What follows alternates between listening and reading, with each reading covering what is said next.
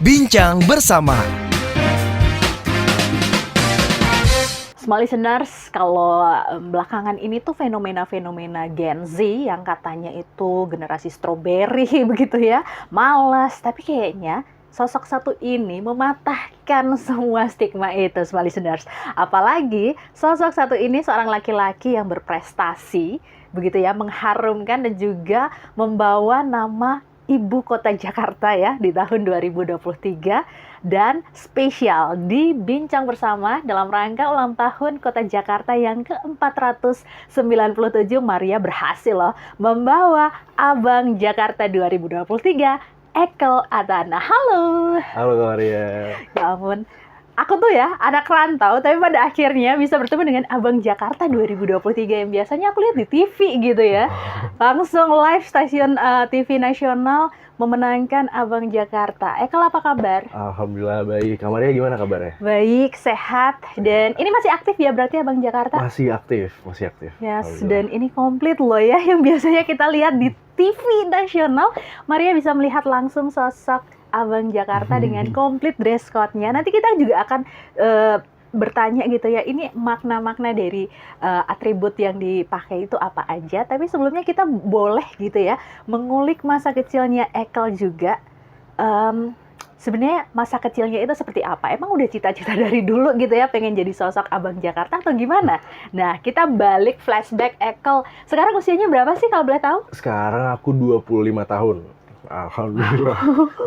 Sangat muda sekali begitu ya, small listeners. So, Ekel, di 25 tahun kalau kita comeback back di usia kamu masih 5 tahun, masih kecil, unyu-unyu gitu ya. Itu apa sih yang kamu lakukan? Atau kamu emang asli Jakarta ya, Jakarta Selatan? Aku asli Jakarta, tumbuh di Tebet, terus sempat merantau waktu SMA ke Jawa Tengah. Oke. Terus kuliahnya di Bandung, terus balik lagi ke Jakarta. Wow. Jadi sempat melalang buana juga ya dari Melalang Jakarta ke Semarang, terus ke Bandung, dan akhirnya kembali ke Jakarta. Ke Magelang, bukan Semarang. Oh, Magelang. Oke. Nah, boleh nggak kamu ceritakan dulu sosok Ekel di masa kecil itu seperti apa? Apakah sama dengan anak-anak kecil yang lain, main layangan, ke sana kemari gitu? Aku jujur waktu masih kecil itu, kata mama aku orangnya suka penasaran, jadi keliling-keliling, melihatin hal-hal itu, nanya, ini tuh apa ma, ini tuh apa pa, kayak gitu. Terus aku tumbuh kan, dulu, jadi singkat cerita nih, katanya pas aku pas sepupu aku lahir nih di Australia, aku nemenin tuh masih umur 1 tahun. 1 tahun katanya aku pertama kali itu ngeliat cewek bule. Wow. Pertama ya cewek bule itu. Terus kata mama aku, itu aku ngeliatin, aku kejar-kejar gitu kayak, apa ini, kata gitu. Aneh gitu ya, something new buat kamu. Biasanya kan rambutnya hitam gitu, terus aku ngeliatnya rambutnya pirang-pirang gitu, cewek bule. Aku terus senyum-senyum katanya, mungkin kata mama aku, wah ini dari kecil udah ada bakat-bakat genit nih. Alhamdulillah kan enggak ya. Oke, terus? Ya udah, terus aku TK dulu di sekolah yang alhamdulillah cukup oke lah TK-nya. Jadi di high school dulu sempet, dan belajar bahasa Inggris dulu, katanya aku lancar banget bahasa Inggrisnya pas masih kecil. Oke. Terus aku tumbuh, jadi aku tuh anak tunggal kan sebenarnya. Aku anak tunggal, dan emang diperhatiin banget lah sama orang tua. Sampai pada saat SMP aku sadar kayak, kalau misalnya terlalu dikasih afeksi kayak gini, dimanja-manjain, kayak nggak bisa sukses deh orang kayak gini. Oke. Ya udah, terus aku mulai anak-anak SMP kan mulai ini ya, mencari jati diri sosialnya, puber kan, rebel. Aku mulai main-main tuh, belajar, kenal sama orang-orang. Terus dulu aku SMP itu di Tebet juga. Oke. Aku ya belajar bandel-bandel dikit lah, yang cabut-cabut gitu. Tapi bolos. Iya, ada pernah tuh. Tapi ya jadi ngerti kan, ngerti dari dua sisi. Aku kan gaul sama siapa aja, yang bandel-bandel aku gaulin juga, yang pinter-pinter aku ajak ngobrol juga, wibu-wibu, orang-orang yang suka main anak-anak yang geek komputer gitu, sampai yang di lab kerjaan itu aku temenin semuanya kan. Jadi tuh kita temenan sama siapa aja lah aku dulu. Oke. Nah, gitu. Terus sampai aku pikir udah masa-masa rebel puber kan nih. Aku pikir SMA aku pengen jauh lah gitu. Jauh dari keluarga biar lebih mandiri kan. Lebih mandiri ya udah aku inilah daftar di SMA Taruna Nusantara di Magelang. Oke, ya. Situ SMA Taruna Nusantara ya dari yang tadinya hidup sama orang tua kan enak gitu.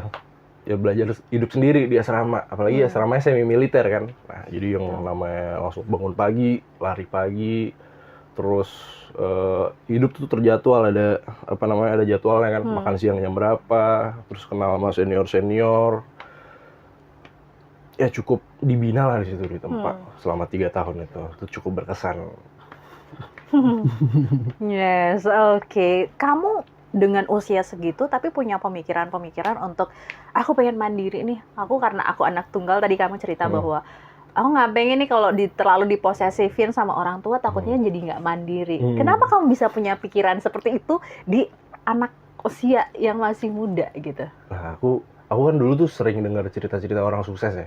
Aku pikirin nih orang-orang sukses dulu tuh pas umur aku tuh kayak gimana, pas masih SMP itu kayak mereka nggak dimanja-manjain kayak gini deh.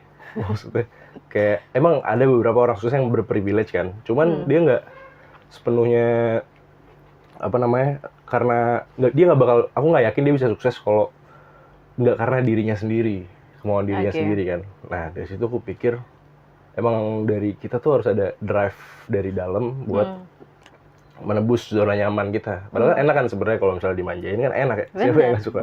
Cuman kalau misalnya kita terus hidup enak, nggak keluar zona nyaman ya nggak bisa tuh namanya melangkah lebih jauh gitu aku pikir. Nah, siapa tuh yang menginfluence kamu sehingga akhirnya kamu jadi punya trigger untuk itu mandiri?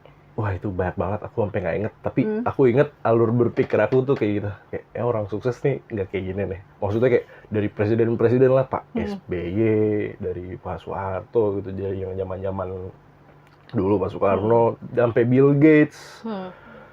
Itu kayak mudanya nggak ini, nggak dimanja-manja ini. Terus apalagi kan kalau cerita-cerita orang-orang tua itu banyak yang hidupnya dulu keras ya. Kayak maksudnya mau berangkat sekolah aja naik sepeda, terus lewat kapal, naik kali lagi, berenang, terus sampai sekolah baru dengan basah-basah gitu. Yang pokoknya perjuangannya banyak banget lah.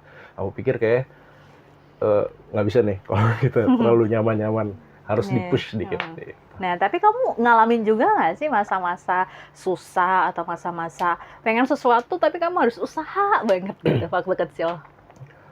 Pengen sesuatu tapi aku harus usaha banget itu aku pernah pas kuliah sih sebenarnya. Tapi sebenarnya aku lebih banyak gagalnya sih dulu pas kuliah.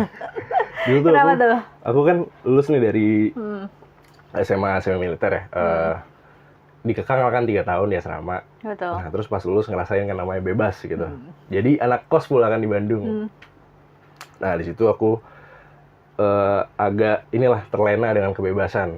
Jadi aku kan masuk di Institut Teknologi Bandung. Dulu kalau di ITB itu dia tahun pertama itu masuk fakultas dulu. Jadi kayak SMA kelas 13, belajar semuanya.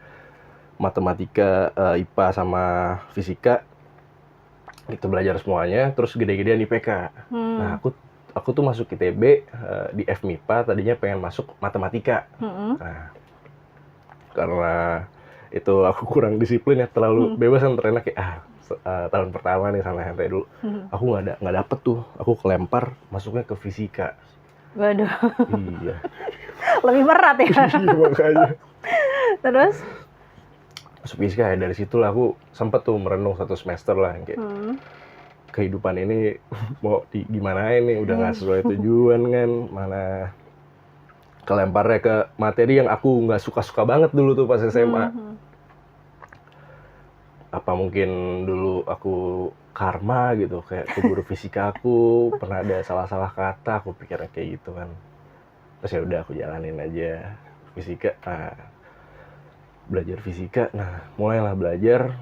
Jadi kan kenapa namanya MIPA gitu, matematika dan ilmu pengetahuan alam. aku belajar tuh kalau misalnya matematika itu bahasa logika kan. Makanya aku pengen masuk matematika biar pinter dulu tujuan kuliah tuh biar pinter aja, nggak pengen jadi ini, nggak kepikiran tuh jadi cita-citanya apa-apa, nggak pengen biar pinter aja. So, aku belajar fisika itu bahasa logika yang menjelaskan alam semesta. Nah jadi wah pikirannya malah jadi kemana-mana kan, dari yang kecil banget kita nggak bisa tak kasat mata sampai yang jauh banget kita juga nggak bisa lihat yang ada dan tiada. Kita belajar ini tentu selama kuliah. Oke, berarti sudah selesai kuliahnya di jurusan fisika itu. Selesai kuliah, alhamdulillah. Oke, lalu pada akhirnya setelah kamu di Bandung selama kurang lebih berarti 4 tahun. Nah, kan aku harusnya lulus 2020, cuman kan COVID setahun. Nah, di situ tuh aku sempat inilah yang namanya skripsian kan. Mana waktu itu aku tuh sebenarnya semenjak pas lagi kuliah itu aku aktif bikin usaha. Mulai dari event, terus ada aku sempat jualan pakaian juga, thrift shop cewek gitu. Kan kalau cewek kan lebih banyak tuh belanja. Benar. Itu. Terus aku jualan F&B juga, jualan daging-daging. Itu pas tahun 2019-2020 tuh kalau nggak salah. Nah itu 2020 itu ya udah aku jualan kan, fokus ke bisnis, jadi terlena lah itu skripsi setahun. Nah ya udah aku akhirnya lulus 2021. Oke, gitu. Yang penting lulus lah ya. Alhamdulillah. So apa kemudian komentar atau tanggapan mama papa melihat sosok Ekel ini yang dulunya kayak ditimang-timang banget, anak tunggal disayang, tapi kamu punya pikiran dan juga jalan sendiri untuk kamu pilih gitu. Setelah mungkin kamu lulus SMA atau kamu masuk ke perguruan tinggi gitu.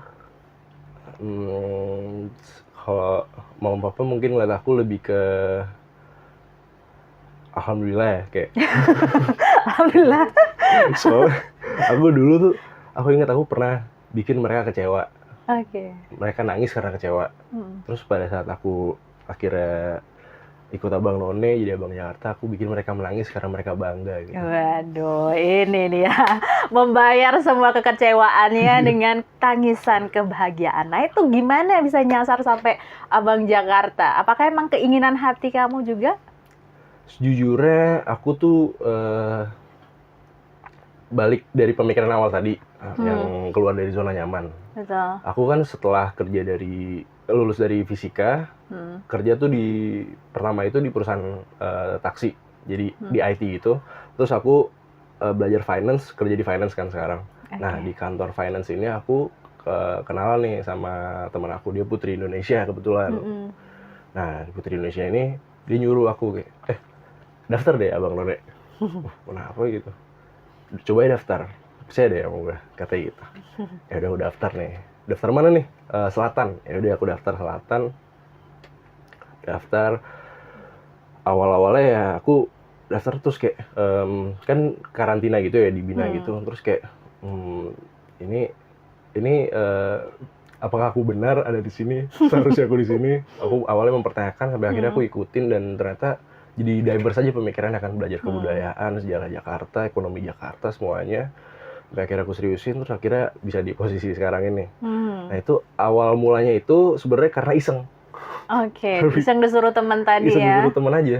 Cuman kadang-kadang hal-hal kecil iseng itu yang bisa membawa kita kemana-mana kan. Iya, kita nggak tahu ya ternyata hal-hal yang kita unexpected gitu ya bisa membawa kita ke hal-hal yang besar. So mungkin bisa dijelaskan sedikit ya sebelum kita ngobrol panjang lebar tentang Abang None Jakarta ini, atributnya ini kamu tapi paham banget ya makna-makna dari ininya, selempangnya dan semacamnya. Mungkin mulai dijelasin dikit.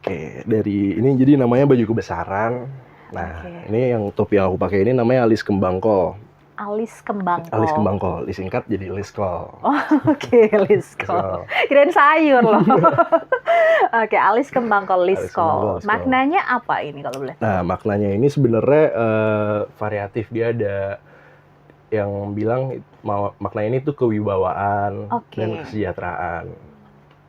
Itu makanya dipasang di kepala. Terus biasanya di sini ada pola bunga. Iya itu ada bunga. Ada bunganya. Jadi maknanya untuk menyebarkan aura-aura positif lah. Hampir mirip sama belangkon juga ya kalau di Jawa betul. ya. Next. Nah terus Di baju kebesaran ini tuh ada 6 kancing. Oke. Nah, 6 kancing ini melambangkan rukun Islam. Oke. Ada 6. Terus ini ada namanya kuku macan. Nah, ini dipakai sama abang-abangnya, ini melambangkan kegagahan.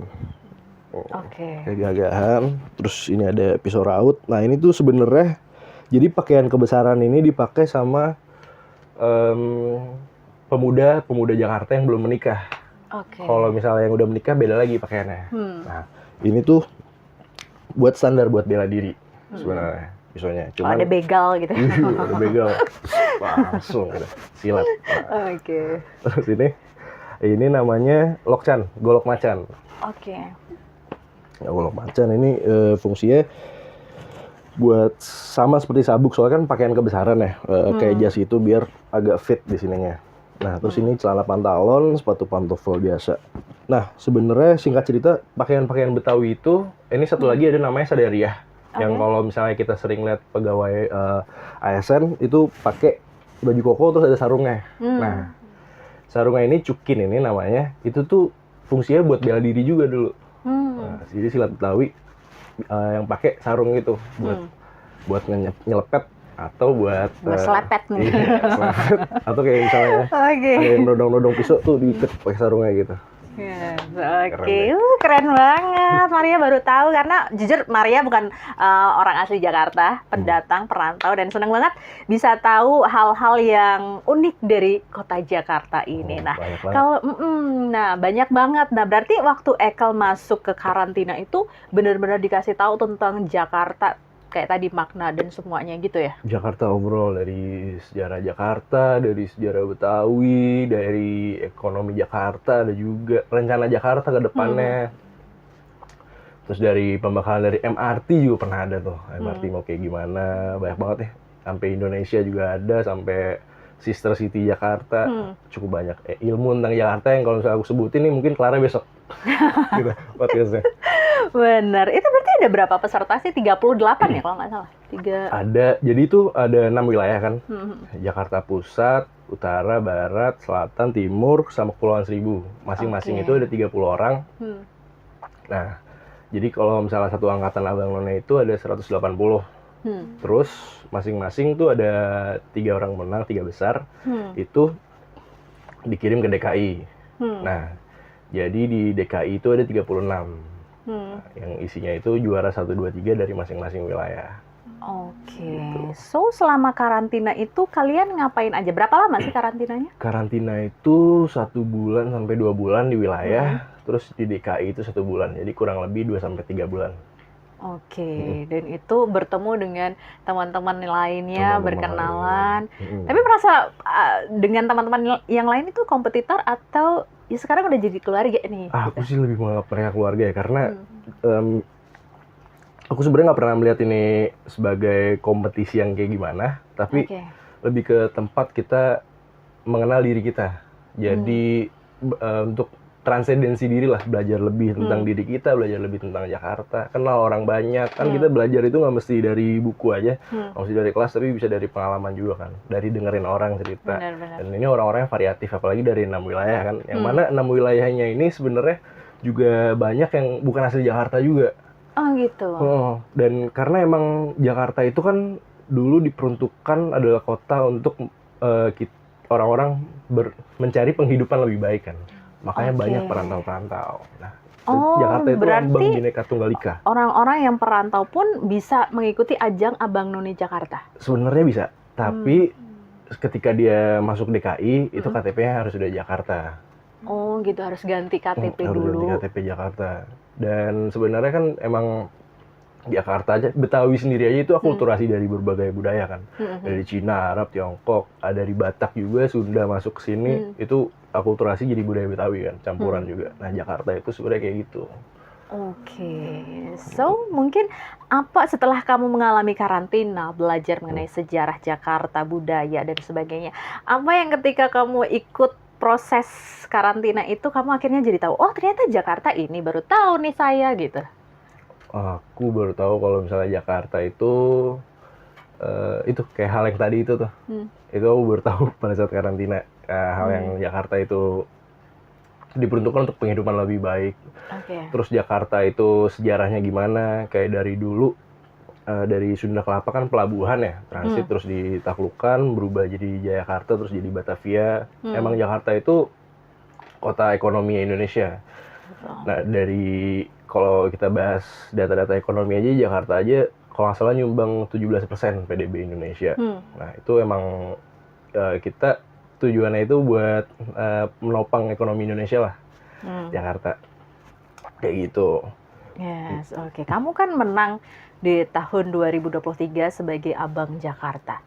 Apa yang kemudian membuat kamu sampai dipilih menjadi seorang Abang Jakarta? Kalau menurut kamu nih. Kamu nggak tahu sih kalau itu. Enaknya kita tanya juri-jurinya aja. Benar ya. Tapi apa sih yang saat itu membuat kamu pede untuk aku yakin nih jawaban aku kan pada saat itu yang terakhir terakhir kalau nggak salah pidato kan ya, speech begitu kan. Apa yang kamu kemudian membuat kami yakin bahwa pidato ini bakal goals, bakal menyentuh hati juri dan ini bakal bikin aku jadi seorang pemenang gitu? Mungkin karena ini ya. Dulu aku inget pas malam final itu aku pidato tentang soto Betawi. Jadi aku menganggap Jakarta itu ibarat seperti soto Betawi. Ada berbagai macam komponennya. Kondimen. Yes. Dari jeroan, emping, tomat, kuah santannya, gitu ya. rempah-rempahnya. Itu melambangkan kita orang-orang di Jakarta. Kelompok-kelompok. Kalau misalnya kita berkolaborasi gitu, kayak dari media, dari pemerintahnya, pengusaha, anak-anak mudanya, kita semua berkolaborasi, itu bisa harmonis tuh. Jadi seindah, senikmat soto Betawi. Dan Jakarta bayangan aku ke depannya gitu, kalau semua orang mau berkompromi dan berkolaborasi. Yes, benar. Karena Jakarta ini banyak banget etnis bergabung di sini begitu ya, mencari sebuah kehidupan dan mimpi-mimpi yang baru begitu. So, ketika kamu dinyatakan sebagai pemenang, inilah dia Abang None Jakarta 2023. Apa perasaan kamu? Itu aku kayak nggak percaya sih, aku sampai ngeliat ke atas gitu, kayak wow, apakah ini mimpi? Gitu. Terus aku nyari orang tua aku tuh, terus mereka nangis terharu. Di situ tuh aku berusaha menahan diri untuk tidak menangis. Aku terharu banget dan kayak inilah mungkin jalan yang dikasih sama Tuhan buat aku nggak mikirnya setahun ini ya, tapi mungkin ke depannya dari akses yang dibukakan membuka aku untuk berkarya buat Jakarta, buat Indonesia. Wow, luar biasa. Kalau nonenya? Nonenya non Lady Sarah Karjana. Nonenya dia dari Pulau Seribu kan. Dia juga ya pasangan yang cukup serasi lah buat aku selama mengemban jabatan 1 tahun ini. Oke, berarti kalian tetap komunikatif ya selama pengikutan acara Abang None Jakarta ini tetep. ya? Kan kita kemana-mana bareng terus, ke luar kota, ke luar negeri, penugasan di dalam kota juga, nyambut tamu, entah MC lah, segala macam berdua terus. Yes, oke. Ada tim sesnya nggak sih kalau Abang None Jakarta gini? Ada? Tetap ada atau? Ada tim ses dari wilayah, tapi kebanyakan yang ikut Abang None pada jadi tim ses sekarang. Oke. Ya, seru sekali. Dan selama proses itu yang menurut kamu paling nggak dilupain gitu, apa sih? Teman-temannya mungkin ada yang cinlok, mungkin gosip-gosip dikit. Waduh. Ada yang berantem gitu, kayak biasanya kan kalau di TV-TV kan yang karantina dibuatnya agak dramatis gitu. Ada nggak juga nggak sih di Abang None ini? Cinlok ada sih beberapa.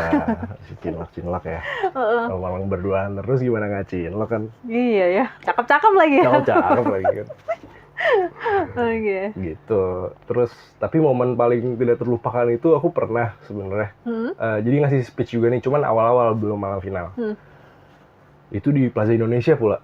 Itu aku jadi ngasih speech-nya awal itu nyanyi. Oke. Nyanyi lagunya Laskar Pelangi. Harusnya kan mimpi adalah kunci. Bener. Itu aku bilang mimpi adalah cungki. Jauh banget ya.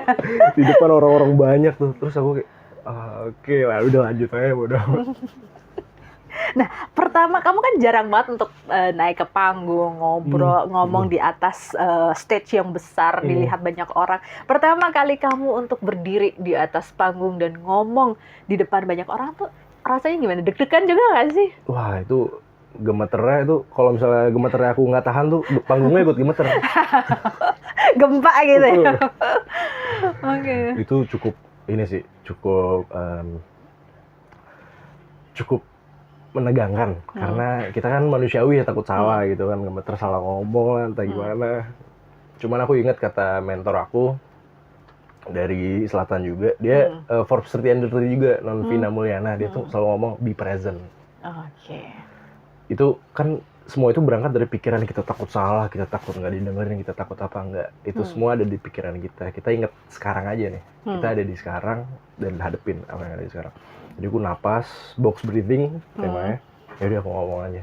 Dan akhirnya ya lancar-lancar aja, tinggal dijalanin kan seluruhnya. Benar sih ya. Semua akan mudah ketika sudah dijalani. Benar. Oke, Ekel. Dan sekarang kita memperingati Jakarta yang usianya udah 497 tahun. Banyak sekali perubahan-perubahan. Mungkin dari Ekel yang udah lama di Jakarta begitu ya, dari kecilnya di Jakarta sampai akhirnya Ekel sendiri menjadi seorang abang Jakarta. Apa yang Ekel lihat dari perubahan Jakarta sejauh ini? Wah, Jakarta ini dari banyak banget ya perubahannya. Itu aku dari sempat merantau kan, hilang 7 tahun yang nggak di Jakarta. Tiba-tiba balik udah ada transportasi umumnya udah lebih mantep lagi. Terus udah ada aplikasi ojek online. Iya. Terus udah ada pembangunannya cukup masif lah infrastrukturnya kan. Dan aku harap Jakarta itu tujuannya kan sebenarnya sekarang yang lagi ditekanin itu transportasi, transportasi kan. Aku harap ke depannya bisa cepet jadi ya, nggak ngaret-ngaret. Jadi orang-orang itu kita bisa jadi kota global kayak orang-orang yang ada di New York, orang-orang di Berlin lebih banyak menggunakan transportasi umum. Aku harap sih kayak gitu. Yes, oke. Terlepas dari hiruk-pikuknya Jakarta, macetnya, banjirnya, tapi tuh tahun ini kan Jakarta katanya sudah tidak menjadi ibu kota Jakarta lagi. Benar. Sudah pindah ke IKN. Gimana perasaan kamu? Kalau aku sih sedih ya, small listeners gitu loh. Kayak, ya baru 2 tahun nih merantau di ibu kotanya udah dipindahin. Kalau Ekel sendiri gimana perasaannya? Kalau aku sebagai warga Jakarta ya aku sedih. Tapi sebagai warga Indonesia aku sebenarnya cukup senang. Bangga ya kita. Iya, bangga. Karena sebenarnya nggak bisa nih kita pembangunan di Jakarta aja. Jakarta kayak pemerintah suntikan dana dari luar itu investasi ke Indonesia, ke Jakarta itu 25%. Dan itu bayangin kalau misalnya dibikin pemerataan di kota-kota lain gitu. Betul.